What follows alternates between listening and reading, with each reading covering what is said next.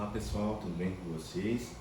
Meu nome é João Olavo, eu sou aluno de Agronomia do Instituto Federal Goiano e vou falar um pouco para vocês hoje sobre laudo amplo de avaliação rural.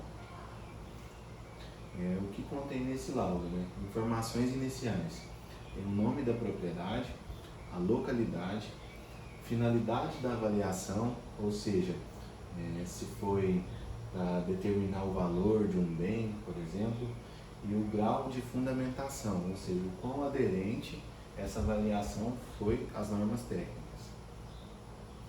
Conclusões resumidas do laudo de avaliações.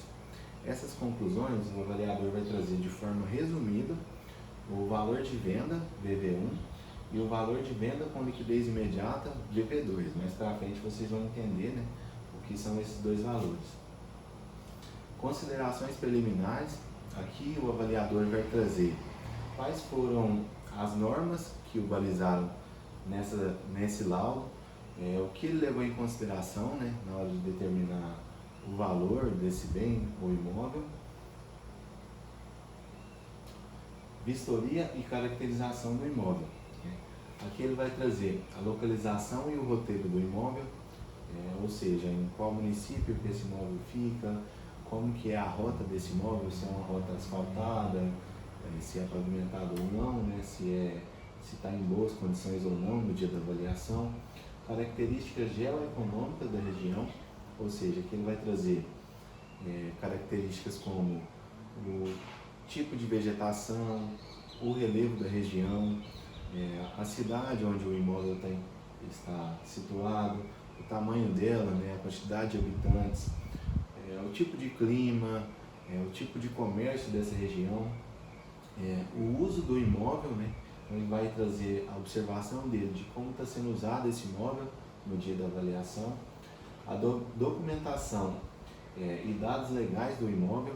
Então aqui ele vai trazer e anexar, né, nesse documento toda a documentação, como por exemplo certidão negativa de protesto, a própria escritura do imóvel e a descrição da gleba rural, ou seja, como que está dividida essa gleba rural, como que está dividida o foco, por exemplo, se é uma área de criação de gado, se é uma área agricultável. Então aqui ele vai trazer toda a descrição dessa gleba rural. Características de acesso.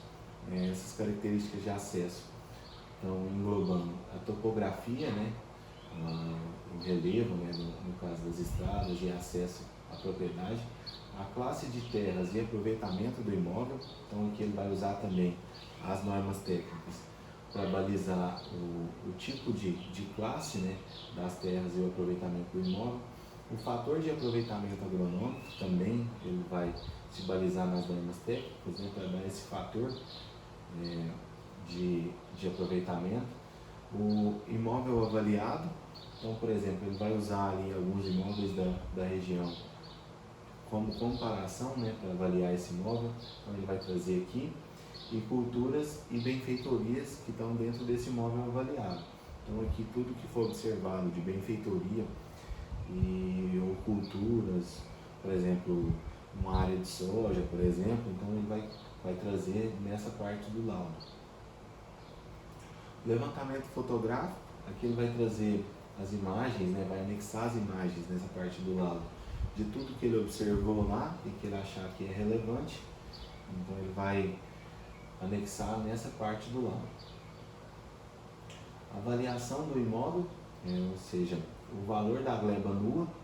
Então por exemplo, um levantamento na região, né, de valores de propriedades que foram vendidas recentemente ou propriedades que foram avaliadas recentemente. Ele vai trazer essa avaliação, né, como comparativo, né, para poder balizar aqui a avaliação dele, e vai somar a isso o valor de oferta do imóvel o qual ele está avaliando, o fator de aproveitamento e o fator de acesso, ou seja, se a pessoa, o avaliador, a pessoa que vai vender esse imóvel precisa vender de forma mais rápida ou mais demorada, vai entrar nesse fator de oferta. O fator de aproveitamento é o que vai agregar, né, do aproveitamento dessa terra, ou seja, se ela tem uma porcentagem maior de terra agricultável ou de terra com algum benefício, né, ele vai ter um fator de aproveitamento maior. E o fator de acesso também da mesma forma, né? Se ela tem acesso mais fácil, se é um acesso com rodovias ou BRs pavimentadas, né, ele vai agregar mais valor também na avaliação desse imóvel. O relatório de avaliação, né, ele vai anexar também nesse documento, nesse laudo, e nesse relatório tem todos os parâmetros técnicos, né, que vêm para balizar esse laudo. Então, lá contemplados nas normas técnicas, né, que é o tratamento matemático estatístico, o saneamento de amostras, né, o critério de Chauvenet, distribuição amostral, o intervalo de confiança, o campo-arbítrio e a conclusão final desse relatório. O grau de fundamentação do laudo, ou seja, a classificação de quanto a fundamentação à norma da NBR 14.653-3, o item 9.2.1. Então, é o quão aderente, né, o avaliador está à normativa, né, às normas técnicas para fazer essa avaliação. As conclusões, né, então agora de fato é o valor de venda VV1 e o valor de venda com liquidez imediata.